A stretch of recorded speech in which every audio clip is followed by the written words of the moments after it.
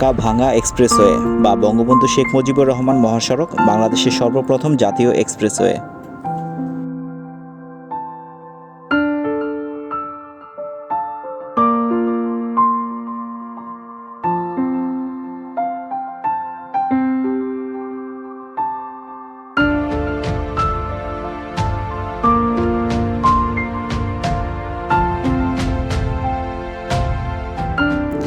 এটি সড়ক পরিবহন এবং মহাসড়ক বিভাগ দ্বারা পরিচালিত, যেটি এশিয়ান হাইওয়ে নেটওয়ার্ক AH1 এর একটি অংশ। এই 6 লেনের এক্সপ্রেসওয়েতে রয়েছে 2টি সার্ভিস লেন, 5টি ফ্লাইওভার, 19টি আন্ডারপাস, 2টি ইন্টারচেঞ্জ, 4টি রেলওয়ে ওভারব্রিজ, 4টি বড় সেতু, 25টি ছোট সেতু এবং 54টি কালভার্ট।